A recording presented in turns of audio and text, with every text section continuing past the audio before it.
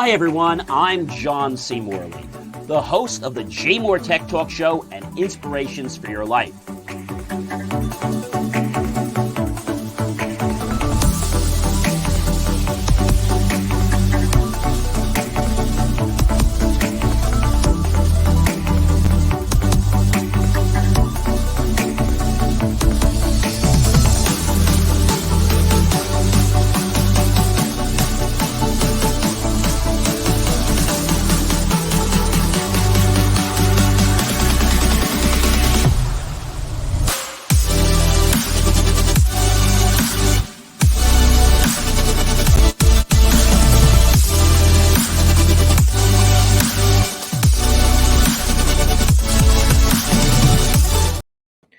Hey guys, it is John C. Morley here. Welcome to the JMOR Tech Talk Show. We are on the last episode for January. I can't believe next week is February 3rd, the first Friday of the month of February. That's just unbelievable.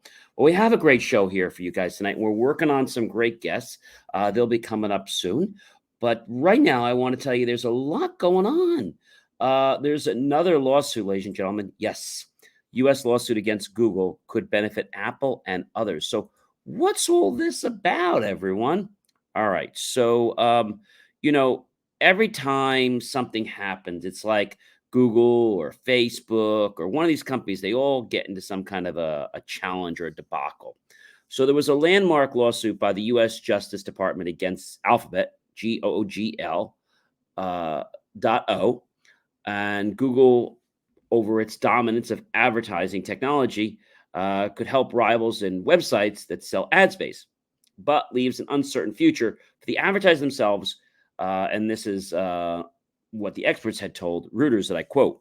Now, the Justice Department's complaint against Google just recently call for the company to divest Google's Ad Manager, a suite of tools, including one that lets websites put ad space up for sale, and another that served as an ad marketplace that automatically matched advertisers with those publishers. Now, if the Justice Department lawsuit succeeds, and I quote, advertisers and publishers could have more leverage with more options with expanding players, and consequently, more competition, close quote, said Neil Begley of Moody's Investors Services. That's going to be interesting. So Apple, which is steadily growing its advertising business and promoting it as a privacy-focused place, could be the winner if Google's ads become less effective. This is a quote according to Brian Mandelbaum, chief executive of ad tech company Attain.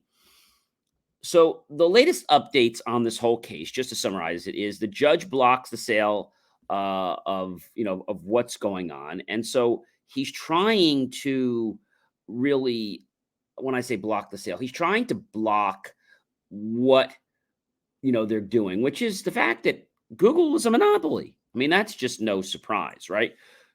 The executives say that Google's business in placing ads on websites does not own and give Google valuable information on its ads' effectiveness. Apple, and I quote, an ability to be a new dominant force, close quote, in advertising because Apple has data through its ownership of phones. Now, does this mean we shouldn't trust Apple? I don't know. Apple's never did anything that really would make us be weary about them. But Google's competitors in the ad tech are increasingly creating products that serve both the publishers, like new websites, and news websites, which sell ad space, and advertisers who buy ads, like Google. And they currently are doing some crazy things. And this is going to happen. And Mr. Paul Bannister had been speaking about this, the chief strategy officer at Cafe Media, which helps small and medium-sized publishers sell ad space. But, we all know how ad space has become less effective on Facebook and lots of other platforms. I think when we put an ad up on a platform, everyone thinks it's going to do something, but it doesn't. It takes a lot of hits. If Google's forced to divest the tools that serve publishers, it would benefit our competitors like Xandr, which is owned by Microsoft, MSFT.O, I don't know if I like that. And that will still work with both sides of the ad buying ecosystem. This, according to Bannister. And with more options, Google's publishers will have more transparency over how much they can sell ad space for and could end up paying less in fees, according to Mandelbaum. Quote, if successful, the lawsuit could be, quote, the beginning of serious business model changes for Google, close quote, said Paul Gallant, managing director at Cowen Washington Research Group.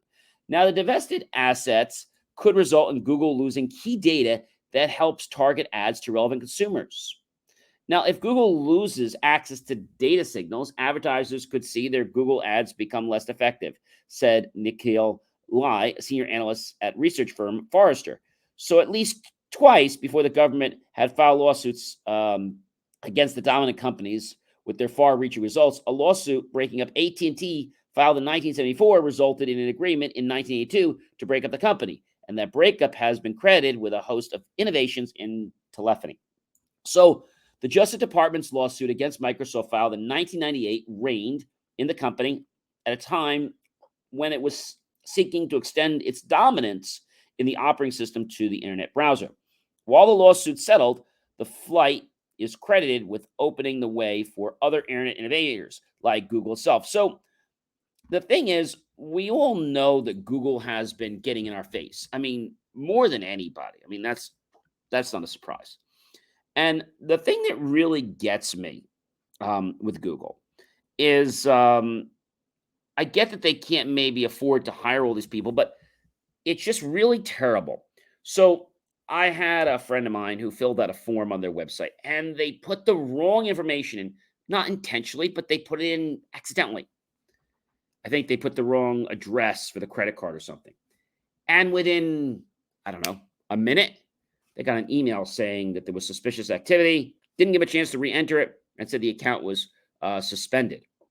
Tried to put a claim in to dispute it. They said they've looked at it, and the account is never being reopened. I mean, who are these people, Google? I mean, they're just some company that has a lot of data on all of us, but they really are just these money-hungry cows. They don't provide great services. So let me just tell you this. I had a personal experience with them for one of my companies. You know, I own quite a few companies. And I was saying to them that I would like to hire you guys to do, the ads because they claimed that they were like the best. So, all right. So I spoke to this person after filling out a form, which took like 3 or 4 days. As I tried to call a number, but the number was arrogant. Like I called them and they wouldn't even like listen to me. They were just like so route that if I didn't go this way, then they weren't going to help me. So 2 or 3 days later, this other guy calls me back, real arrogant son of a gun. And, he's telling me, well, this is the way it's going to be. If you don't like it, too bad. And he said, we'll give you a proposal. You click here. I mean, they just were like this like high rain and they didn't know what they were doing. And so I trusted them for a moment. And I said, well, maybe they're going to come out with something better. Maybe I'm being I'm being too opinionated. So I waited about a week. And I got an email from the Google email. They only sent it to the Google email saying that this is the campaign that's been created for me. Please review it. And it will start immediately once I review it. Fine. So they couldn't even get my own town right. Franklin Lakes. They put Franklin, New Jersey. I mean, this just tells you the quality of the people they're hiring. So the people that Google hires are not employees. They're contractors, independent consultants. They work for other companies, but they're just great at just trying to rob people's money. Now, when I say rob, they really just try to strong arm you. And so I let the campaign go for a little while, but I changed some things because I said to myself, there is no way this campaign is going to work if they don't even have the right city. So first I was getting no traffic. Then I had them do their stuff to build this supposedly amazing campaign. They put me in front of the worst crap you could imagine that just sucked up my advertising dollars. And when I complained, they said, well, you need to spend more money. I said, I want to talk to somebody. Magically, nobody was available. I took my account offline from them. I just stopped the campaign. I got a phone call a week or 2 weeks later saying, "How can we help you?" Well, it's a little late for that. Your campaign was terrible. I said, "You guys don't know what you're doing. You try to manipulate me and waste all this money, and I'm not paying you because, frankly, you guys don't have a clue. And you have a lot of great con artists that you hire to try to manipulate people like me, but I'm too smart for you because I'm not going to let you take my money when you don't even have a clue to what's going on." When I ask your people and I give them my targets and they can't even figure out things, they just look for things that's going to waste money. They don't know what they're doing. I'm being very honest. I know some of you might have had good results with Google. I'm happy for you, but I have to tell you, they've changed, just like Facebook has changed. They're not the way they used to be. Many years ago, you could get results. Now, you just get aggravation, you get a lot of lies. And if you're saying to me, "Hey, John, why is Facebook's ad creation service so bad?" Well, Facebook's ad creation service isn't great. If I put in Google's ad creation service, um, they have all these reasons. They say they're not for every business. I mean, uh, do Google ads work? People say yes. Um, if your account is structured poorly, advertisers don't see conversions. But when you ask them to set it properly and they can't set it up, that's a problem. The keyword selection tool has gotten trickier than it used to be. Google ads are more expensive. And to be honest with you, I think there's a lot of other things you can do besides Google ads that will yield you a much higher return. Now, if you're getting return on your investment, well, great, kudos to you. But I just feel that these people see Google hires independent. Google hires independent contractors. Okay, and they call it Google's extended workforce. Okay. And it says we contract with businesses around the world to provide specialized services where we don't have appropriate in house expertise or resources, often in fields that require significant specialized training like cafe operations, medical care, transportation, customer support, and physical security. Okay. So if you don't have the expertise to even do the advertising correct, why the heck are you even selling advertising? I mean, it's just an oxymoron. So I won't advertise with Google. The way I was treated and the rudeness from their team. And also, not only that, but their inability. I had a better campaign that was performing than what they gave me. My campaign was spending a couple dollars a day. Their campaign was spending 20, 30, 40, 50. They were just wasting my money. And maybe some people get lucky, but they get arrogant when you start to complain. So I really don't want to do business with a company that's arrogant. So goodbye, Google. I'm not paying any money to be with you. All right. I've got to give a big shame. Shame on Home Depot in Canada. Shame on you. Why? Home Depot Canada was recently found for sharing customers' personal data with Meta. And this was per privacy regulators. Shame on you, shame on you, shame on you. Home Depot Inc., or HD.N, the Canadian arm, was found to be sharing details from e-receipts related to in-store purchases with Facebook owner Meta Platforms Inc., META.O, without the knowledge or consent of its customers. And this was according to the Canada's privacy regulator. Now, of course, they wouldn't lie. An investigation by the Office of the Privacy Commissioner of Canada, OPC, found that participating in Meta's offline conversion program, Home Depot shared the e-receipts that included encoded email addresses and purchase information. The regulator added that the home goods chain stopped sharing customer information with Meta in October 2022, which was among the recommendations made by OPC, until the company is able to implement measures to ensure valid consent. Home Depot and Meta did not immediately respond to Router's request for comment. Of course they didn't. Now, I got to tell you something else. I'm not going to mention the name of the company, but a lot of these companies that, sell water. Now, I'm not a big proponent of these people that try to come with these water systems. A lot of them are scams. I have an RO system at home. I did my research. I brought my a plumber in and had him install it. But a lot of these people, you go to Home Depot, you go to Lowe's, and they say, "Oh, gee, we want to do a free water test for you." And the reason I'm so wise about this is I worked for one of these companies when I was in school a while back as a part-time job. And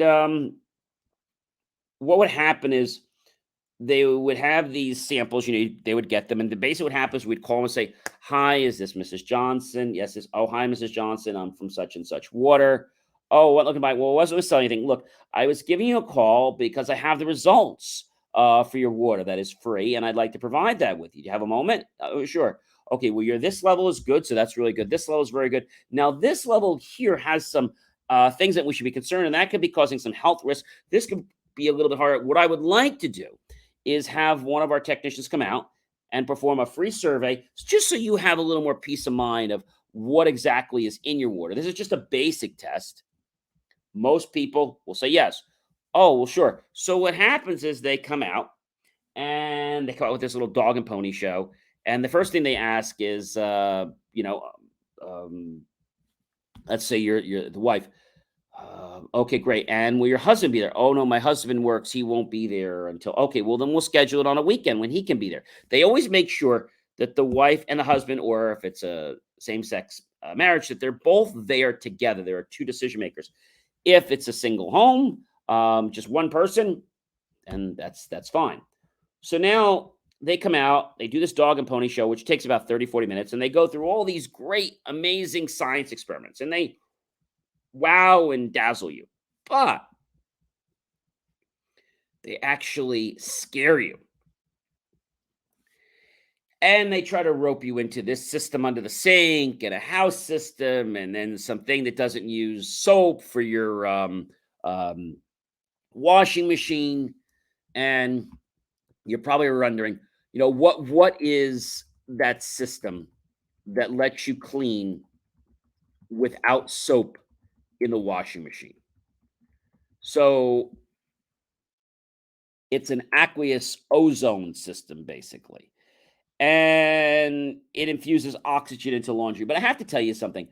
I am not a proponent of this. I don't think that this unit, even though it's $297, I just don't think it works really well. Um, it sounds way too good to be true. And a lot of people will say, they washed clothes and it looked pretty easy. It's one of those things that sounds way too good to be true. The system uses water infused with environmentally friendly ozone to clean clothes. A lot of people were skeptical. Some people get impressed, but I have to tell you something. The people that get impressed are usually the ones that are getting paid off, or they're getting some kind of a value. So, anyway, what got me really disappointed with this company is how they literally lie, cheat, and steal. So, they come into a home and they do the dog and pony show. And let's say, they know that the family, maybe they just had a new baby or they just moved in. And this isn't really the time for them to be spending money on a system. Now, the system is not $500, it's not $1,000. The systems start anywhere from $5,000 to $30,000. But then, of course, they'll put them on a payment plan for you. And I just think it's so terrible how they not only do this, but they abuse the kids that are working on the phone to have them give up like their soul to get these people to believe them. And when I started realizing how much the owner was scum, I walked into his office because he wanted to promote me to be like a salesman. And I said, "Thank you. We had a great run. We're done. I can't work with you anymore. I can't work with some." "Well, everybody needs this water." I said, "No, they don't." I said, "And their water's really not that bad, and you know that. And this is just a scam." And so when that happened to me, and then when I started bringing him a lot of good numbers, I said I should be getting some more money.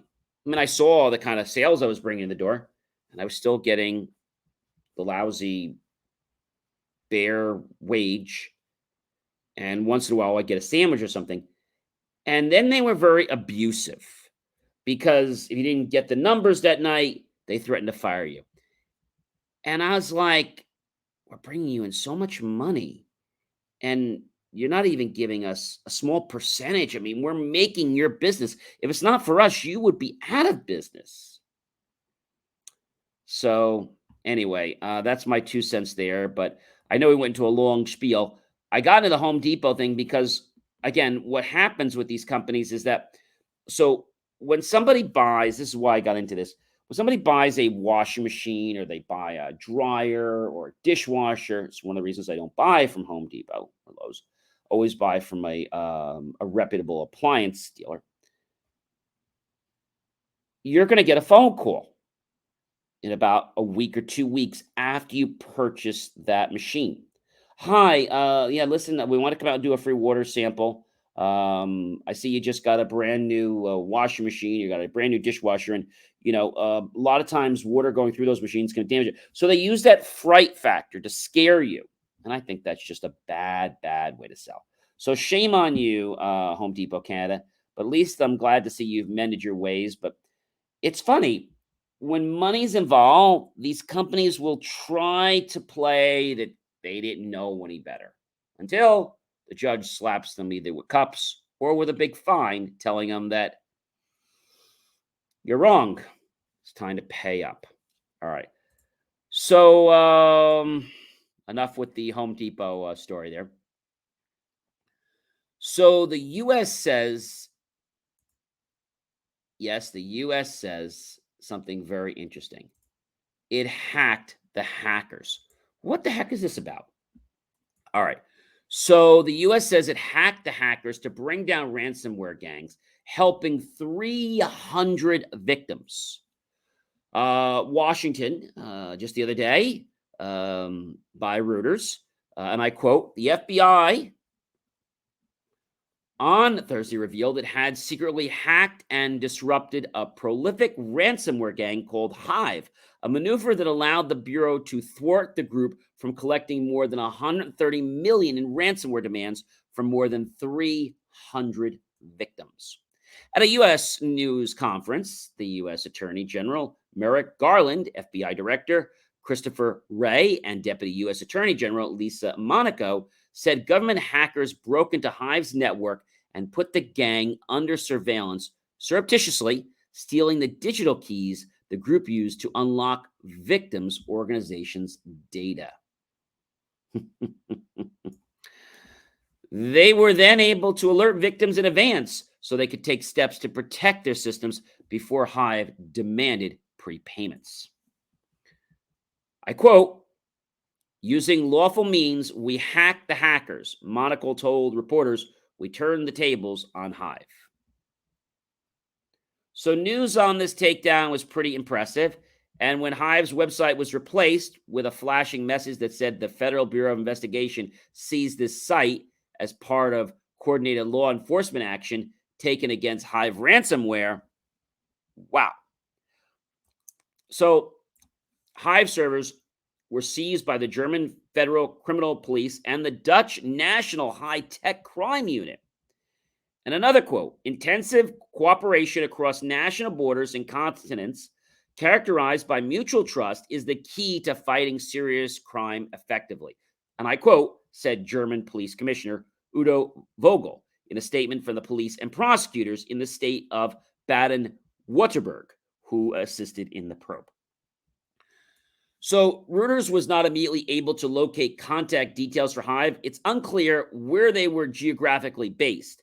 The takedown of Hive is distinct from some of the other high-profile ransomware cases the U.S. Justice Department has announced in recent years, such as a cyber attack in 2021 against the Colonial Pipeline. In that case, the Justice Department seized some $2.3 million in cryptocurrency ransom after the company had already paid the hackers. Here, there were no seizures because investigators intervened before Hive demanded the payments. The undercover infiltration, which started in July 2022, went undetected by the gang until now. Over $100 million in ransomware. A Hive was one of the most prolific among a wide range of cybercriminal groups that extorted international businesses by encrypting their data and demanding massive cryptocurrency payments in return. The Justice Department said that over the years, Hive has targeted more than 1,500 victims in 80 different countries and has collected more than 100 million in ransomware payments. Although there were no arrests announced this past Wednesday, Garland said the investigation was ongoing, and one department official told reporters to stay tuned. This isn't over, guys. Garland also said the FBI's operation helped a wide range of victims, including a Texas school district. Quote, the Bureau provided decryption keys to the school district, saving it from making a $5 million ransom payment. He said a Louisiana hospital, meanwhile, was spared $3 million. Hive was a ransomware as a service organization, sometimes abbreviated as RAAS, R-A-A-S, ransomware as a service. That's pretty terrible, which means that it farmed out aspects of its hacking spree to affiliates in exchange for a cut of the proceeds. That's terrible. And the Canadian researcher Brett Callow of cybersecurity company Emisoft said in an email, and I quote, one of the most active groups around the world, if not the most active, close quote. So international law enforcement has struggled for years to beat the Hydra-like Scrooge of ransomware, which has periodically crippled companies, government bodies, and increasingly critical infrastructures. Short of any interest, Hive's hackers will likely soon, quote, either set up shop under a different brand or get recruited into another RAAS group, said Jim Simpson, quote, director of threat intelligence at British firm Searchlight Cyber. You see, the thing about this, and what a lot of people don't realize, is that a lot of these hackers, they set up shop, and it's kind of like if something happens to their business, well, they just close the door and then they just reopen again. Simpson still welcomed the move, saying that, quote, either way, the operation has imposed a significant cost on Hive's activities. So this didn't put them out of business, but it probably knocked quite a few million off of their bottom line that they were going to get to keep. So now they're going to have to reinvest that, figure a new place. Who knows if they had to dispose of those computers. This is why a lot of times hackers overseas are very successful, because not only are they not easily be traced, they go through multiple VPNs, they operate in an internet cafe, so they don't really have a presence. They go to some computer, and a lot of these computers, they even used to have these in New York, where when you're done with the computer or the time expires, the computer re-images itself, so there's nothing really on it. Interesting. All right, so we'll stay tuned to what's going to happen about more hacking, but don't think that ransomware is gone, because there's still more people out there that do ransomware, and the only real protection against it is to be actively protected. Now, we can do what they call one type of protection, which is active, and the other is passive. Okay, so what's the difference? So active and passive, so relates to the word of being active and proactive, okay? If you're proactive, that means that you're going to detect things before they become a problem. We'll keep following that up, don't worry. All right, so more news coming up, which I think is very, very, very interesting. You know what I have to tell you? Oh, yes. Guess who's coming back to office? Well, I should say who's coming back to Meta and Twitter. Yes, Trump may soon return to Facebook soon, because Meta and Twitter decided to restore Trump's account. Other platforms may follow suit. So former President Donald Trump could soon make a return to Facebook, Instagram, and Twitter and reach massive audiences on each. Now the companies behind those platforms have restored access to his accounts, but that could just be the start. The decision by Twitter and now Facebook parent Meta to bring back Trump could push, or at least provide cover for a number of other platforms to make similar moves. Facebook and Twitter restricted Trump's account in the aftermath of the January 6th attack. The bans were seen as necessary by tech executives and indeed many on Capitol Hill, believing Trump could use their platforms to incite further violence.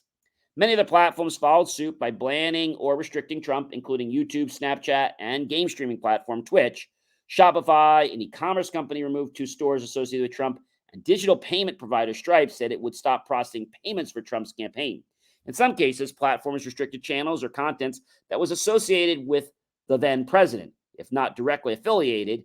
Reddit and Discord, for example, banned pro Trump groups on their platforms. The net effect was that Trump, or at least his accounts, essentially vanished or went silent across the mainstream internet.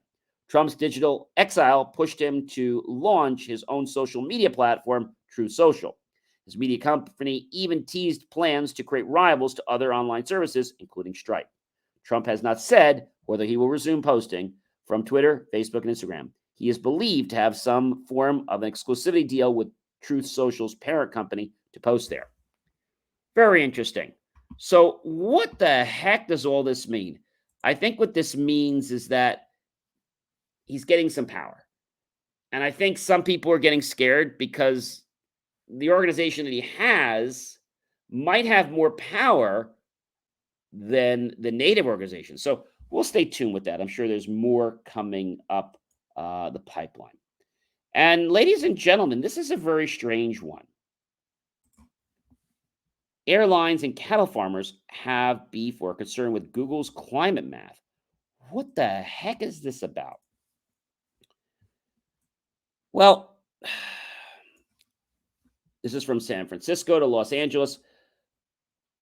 They're concerned that the trip could generate 101 kilograms of carbon emissions, or perhaps 142 of even 366 kilograms, depending on what source you search online. So this is a wide range of estimates stemming from what climate experts view as a growing problem, with Google at the center. So more people are trying to factor climate change impacts into life choices, such as where to vacation or what to eat. Scientists are still debating how to accurately estimate the impacts of many activities, including flying or producing meat. While the math gets sorted out, some industries decree that emission estimates are unfair. So what does this mean, ladies and gentlemen? It means that this is going to become a political ploy right now based on the action that it's probably going to affect society. Now, I said probably. That doesn't mean it will affect society. Doesn't mean that. It does not mean that it will affect society, but it could. It could actually affect society. And you might be saying, John, how can that be? Well, it's because you have to understand that it is a certain way. I mean, they're trying to figure out certain things. And by figuring out certain things, um, I believe that people, for whatever reason, are, how can I say, a little bit challenged, right? They're a little bit challenged. And by being a little bit challenged, they don't necessarily know what to do, right? They don't necessarily know what to do. So by saying we don't know what to do, I think that could be an issue for some people. It could be an issue. And so, although we're looking at all these different options, right? Does it mean right now that this is going to change our world? I don't think it's going to change our world, but I do feel that it's going to make a difference. I do think it's going to make a difference. And the reason it's going to make a difference, ladies and gentlemen, is that people are just stirring up all kinds of crap. All right. I get that there's emission problems. I get it. Okay. But is this really this big of a deal? Or is this something that just somebody is doing it for a political reason? And I'd have to say that this is happening because of a political reasoning. That's not nice to say, but I just feel that it is happening for that reason. Okay. And so I know, ladies and gentlemen, that people always hedge things when they're going to get political. I mean, that's the name of the game, right? They hedge stuff. But why do they hedge stuff? I think they hedge things because they don't realize the impact it's going to have on our world. They just don't know. And so if you had to make a decision to do something, but that decision was impacted by politics, would you still make the same decision, or would you change how you'll make the decision based on a political influence? Now, I know that seems hard because we don't know what the influence is. But if you didn't make the decision for the better good of all concerned, you'd be doing yourself a disservice and you might regret the decision that you actually make. So, this whole thing about airlines, cattle's, and Google's client math,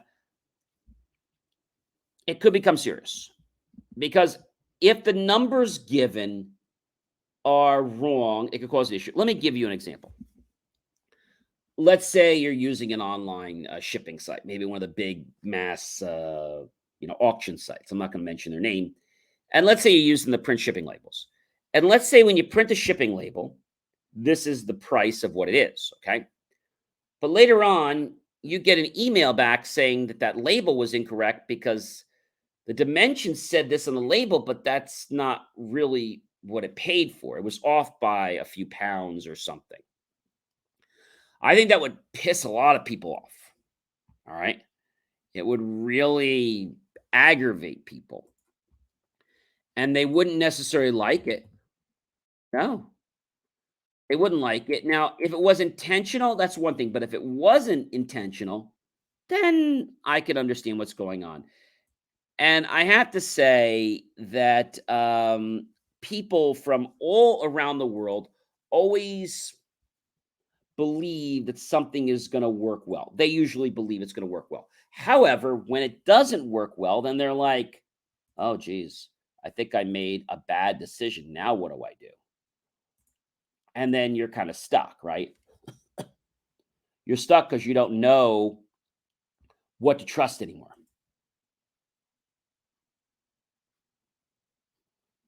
And I think the last thing I want to share with you guys tonight, it's a really interesting story.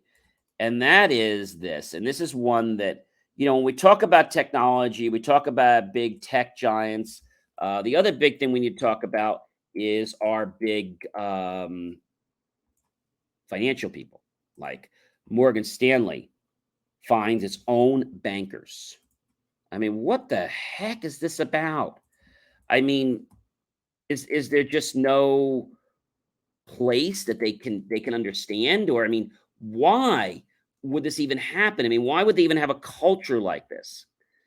And I think this comes down to leveling fines, individual bankers, penalties. Now they're exceeding 1 million. And this is according to the multiple media reports, but the bank giant is cracking down the use of messaging apps such as WhatsApp for official work.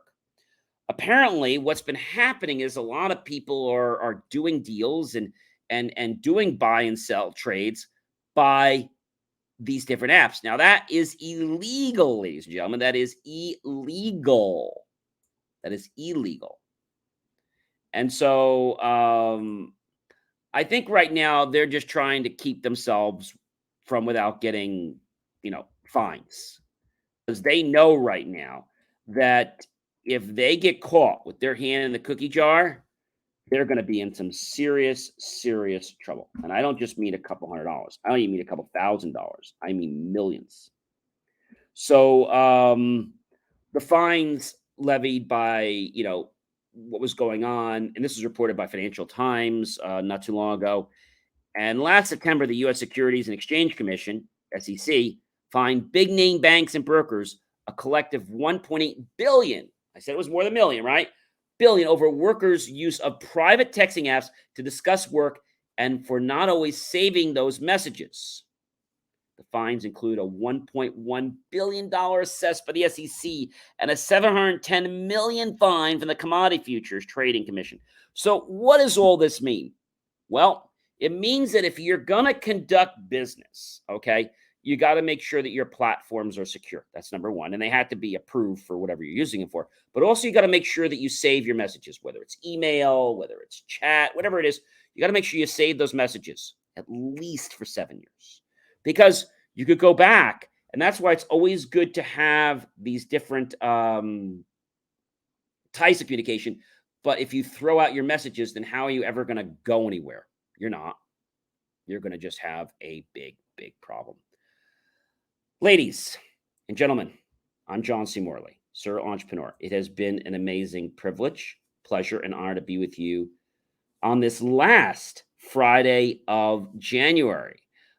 You've been watching the JMOR Tech Talk Show. I invite you to click on that QR code, scan it, and go to believemeachieve.com and check out all the great content I have. There's so much information out there to improve the quality of your life.